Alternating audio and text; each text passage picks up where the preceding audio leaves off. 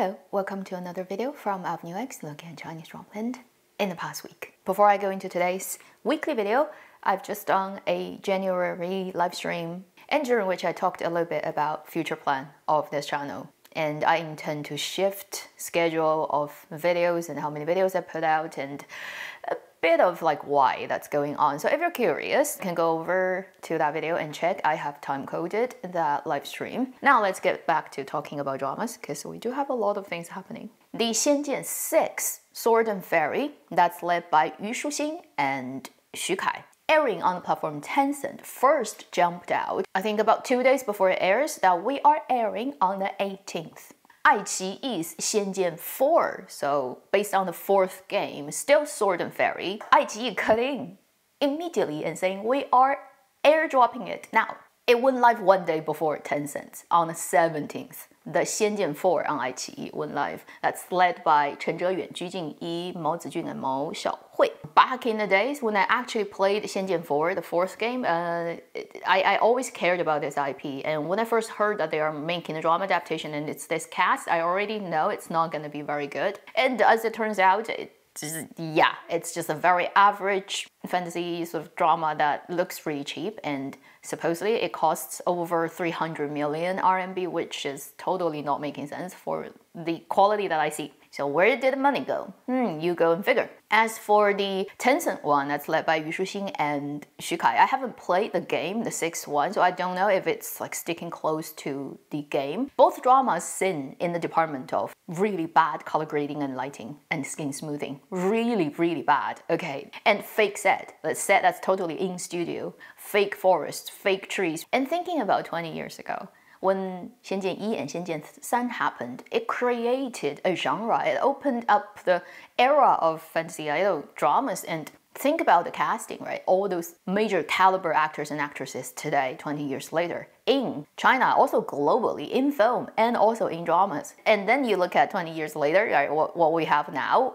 Do you honestly think these actors that are featured in this drama 20 years later are going to be like the same sort of caliber as the previous generation? Yeah. History doesn't progress in a linear fashion. That's how I would put it lightly. And yesterday, 2 dramas got scheduled and announced for airing very soon. One should be happening as of now. I mentioned last week, I said you've got to hear news about it next week. And 要九九爱 杨紫 范丞丞 on Youku. Story of a group of 6 friends. They're very tight friends during high school. And it's like 12 years or something that they graduated, they come back and trying to find all the people that used to be in this local best friend group. Now it's called Love Endures. The whole thing about we have to change the title of the English or the Chinese like right before airing thing, I just don't get it. Why? What's the point? Like, what good can it do? It confuses me. Yesterday when I was doing the live stream, I did see somebody type out Love Endures and I'm like, what is Love Endures? Obviously I would have no idea because it literally changed yesterday. Before that it was Stories of Youth and Love. I'm just like, why do you even need to do that? What's the... Whatever. Daily frustration of a Chinese drama reviewer. Next one, tomorrow, Sunday 21st. Another drama should be going live and I'm also very curious about it and I definitely want to watch. It is another contemporary drama and it's called 小城故事多. English title, pretty straightforward, small town stories. And it's led by Gao Ting and Zhang Jianing. It is talking about a female lead character who specializes in a music instrument that's well-known Chinese folk music instrument. 唢呐, a pipe instrument that's super sharp and cutting through. When it's performing with any other humanly possible to create instrument that can be performed on a stage, when this instrument is present, it always comes out on top. Therefore, the nickname of this instrument in China is All Instruments King. And the girl specializes in playing it and she's a professional. She wants to advance in that, but keeps getting pushed back. Eventually, she decided to go back to her hometown and still play the music instrument that's valuable to her small town.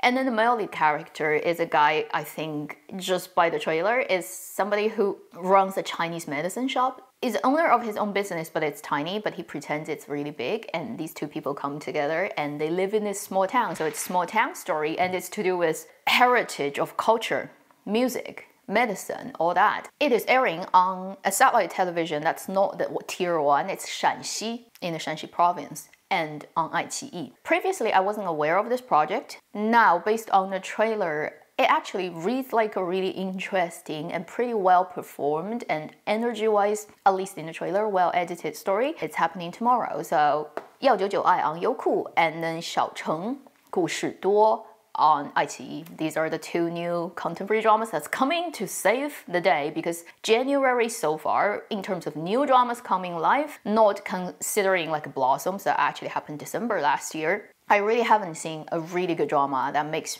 me want to stick with it and want to watch it and chase it. So I hope at least among these two new contemporary dramas, one is gonna do the job for me and carry me through till Chinese New Year next month. We have a new trailer that got released this week. It hasn't said when the drama is coming out, but I think it's soon. At least it reads like Youku really wanna throw out this drama. And it's probably one of the most unique period dramas you're gonna see this year, purely because its origin. It is a 32 episodes Tang Dynasty setting, cases-breaking crime drama, 大唐狄公案, Judge Di's mystery. Di Renjie, this person is a real historical figure who is a really successful case breaker and sort of the god of investigation in China's history. And there are many adaptations of this person's story into films, into dramas previously, and a very famous actor used to portray this screen image of him that's best known in China, Liang Guanhua,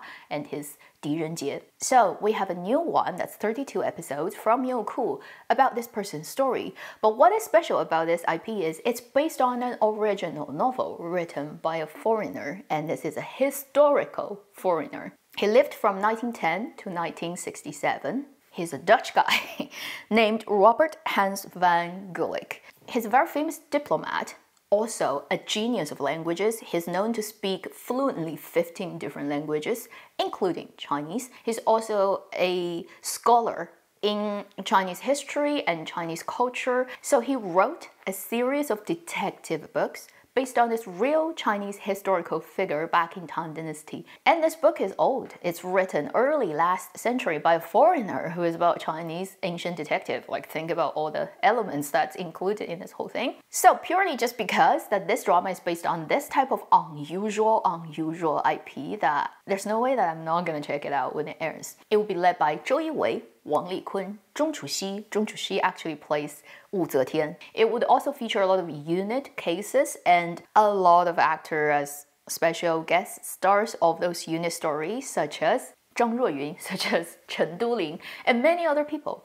I hope it's a good success and can't wait to see another Tang Dynasty case-breaking drama. Then we have two dramas that have received their license to air during this week, so technically they can both go live anytime. One is, I believe, from Tencent, contemporary romantic drama 春色季情人, led by Li Xian and Zhou Yutong. I believe the girl is a salesperson and the guy is in the funeral business. Definitely look forward to this drama, but there's no news about when it may show up. The other drama that has gotten its license is a drama. I know it's been in the making for a while. It's very low-key, and I actually am really curious about how it's going to turn out. It is the Jin Yong drama. So Jin Yong's dramas are getting a new revamp. And in the series of dramas that belong to the drama called Jin Yong Wuxia Shijie, literally means Jin Yong's Wuxia world. And among that whole thing, there's one called the Xue Dan Xin. And if you've read the novels, you know it is about the Condor hero story, Huang Guo Jing, that has been made previously with so many different casts and versions. So this is the latest version of basically 射雕英雄传.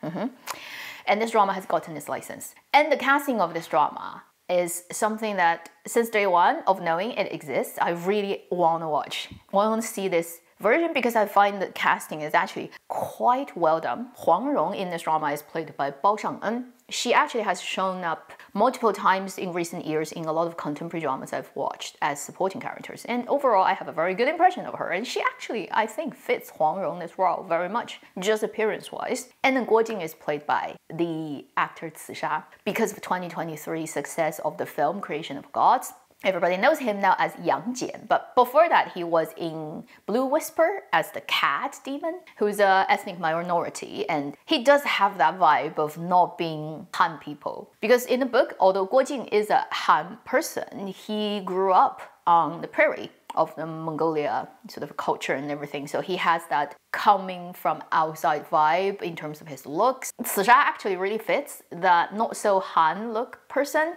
I've seen leaked out photos on sets of him riding horses, shooting arrows, and being Guo Jing. And I cannot wait to see this version of Guo Jing and Huang Rong. And another thing that adds to the potential good quality of this wuxia drama is it's directed by director Yang Lei, who directed Three Body and Hongse, Red, many years ago. So he actually did some really good dramas in Chinese drama history. Therefore, it just makes me feel more confident in the end result of the new 射雕英雄传. Then we have quite a few dramas that wrapped during this week, so let's just go through them one by one. First, there's an iQIYI contemporary drama 36 episodes that wrapped during this week, and why am I laughing already? It's called 你的谎言也动听. Doesn't have an English official title yet. Chinese title literally means even your lie sounds nice. And I think I've mentioned it once before. It's led by Chen Xingxu and Zhang Yuxi. It has released a new trailer upon wrapping, and again, if you've been watching the recent two Chen Xingxu dramas on Youku and Mango, it looks like a third one. Even the look of it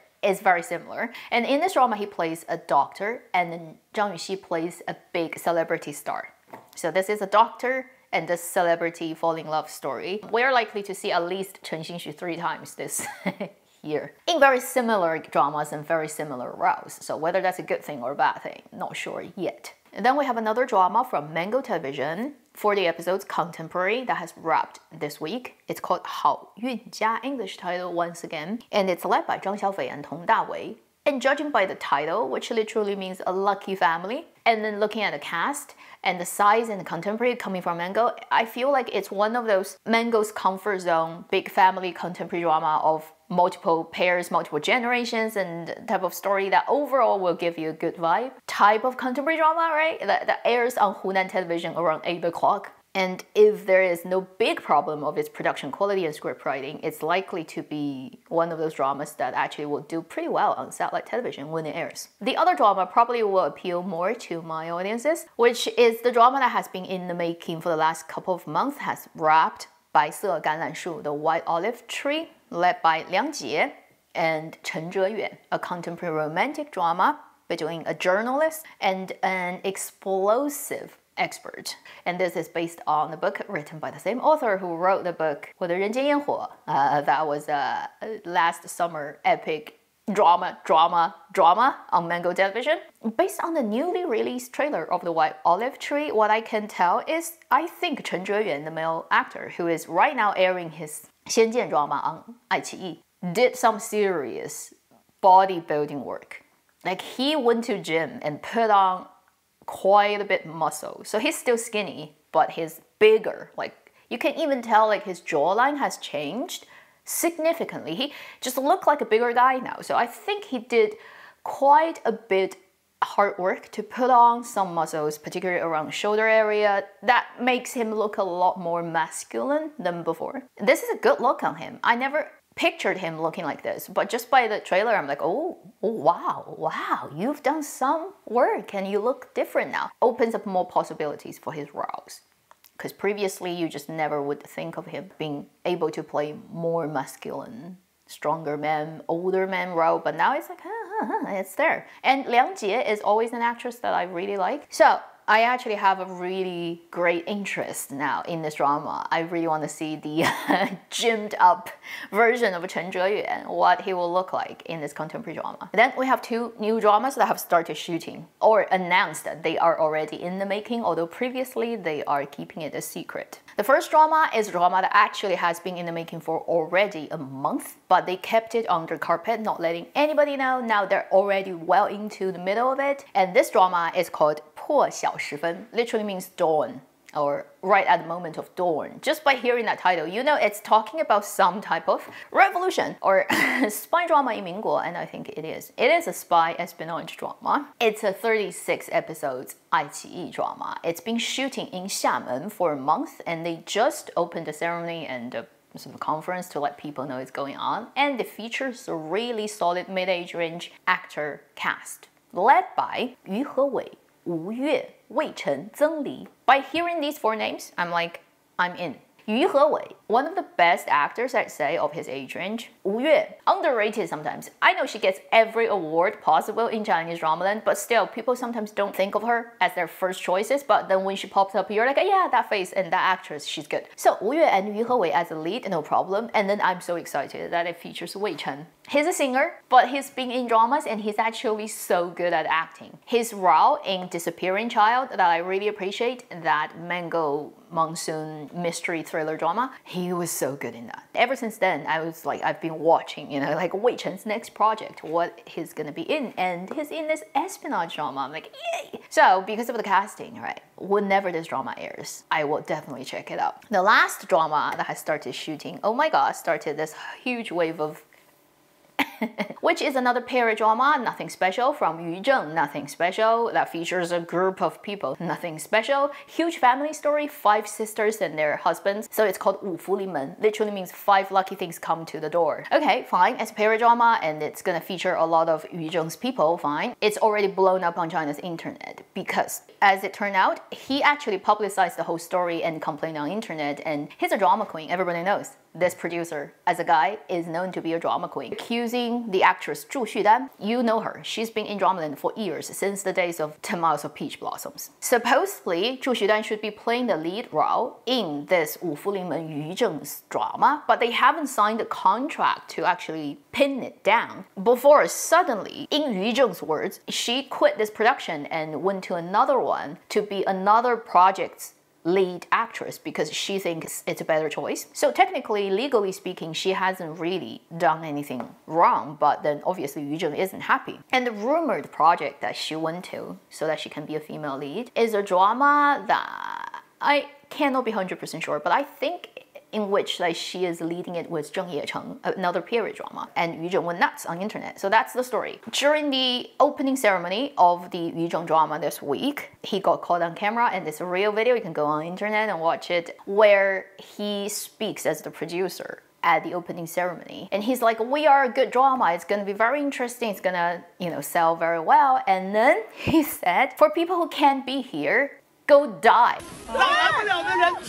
That's exactly what he said, 去死吧, which literally in Chinese is like, why don't you go and die, right? That's a pretty nasty thing to say to people. And he said it to the camera publicly with all the other actors standing behind him, and some are shocked, some are just like hiding their faces, some are laughing with him together, and clearly we all know what it's pointing to. He literally said, for people who can't come in here or can't be here, you know, go die. The public's reaction would be, you can be thinking of that secretly and privately, and that's like understandable, right? You're a producer, you want this person, and this person just like quit on you. But come on, like actually shout it out publicly like that is like, what are you doing? Like the basic decency, right? Yes, you cannot do business anymore, but like cursing other people to die because you just can't get the business done is a bit over the top. And I guess it's because it's Yu Zheng, even though when the public doesn't appreciate that, everybody is not surprised that he did it. If you go on any type of comment section under this post of the video that he curses people, everything you will read there pretty much is like, good luck, your drama is gonna flop. That's a lot of good wishes before the drama even officially started rolling. But yeah, that's what happens with entertainment business these days. I caught this whole thing last night, and I was like, oh my god, what the mess is this? But it's Yu Zheng. Every time he does a drama, he will create something. Even when there's no news and no drama, he'll create something so that people notice him. MO. Forever. Ever since he started his business. And not surprised at all. The last thing, yes, today is a long video, I want to talk about is that Youku changed its logo, in case you don't know. So previously it's blue and red, now it's blue and orange. So now basically, the 3 big platforms, I mean even plus Mango, they're actually all in the same color palette. iQIYI is green, Tencent is orange, green, blue. Youku is blue and orange now instead of blue and red. And the Mango is orange. Like, did you 4 platforms just like had a meeting, sitting down and discuss like, let's just make our colors like coherent? What's wrong with red and blue? 自古红蓝出 CP, isn't it? Red and blue are natural CP. Maybe it's because it looks too much like American and UK flag. I'm just joking. It's different, blue and red, than the American flag, blue and red, right? For Youku, so not sure what. But maybe fortune tellers told them change it into orange and you'll do better, so they did it. Anyway, it is what it is. Thank you for watching Avenue X. If you want to hear me talk more about going on Chinese dramas right now in my channel, and also a little bit on K-drama that I've watched recently, check out my Thursday live stream of January 2024. I'll see you in my next video. Meanwhile, live long and happy drama watching.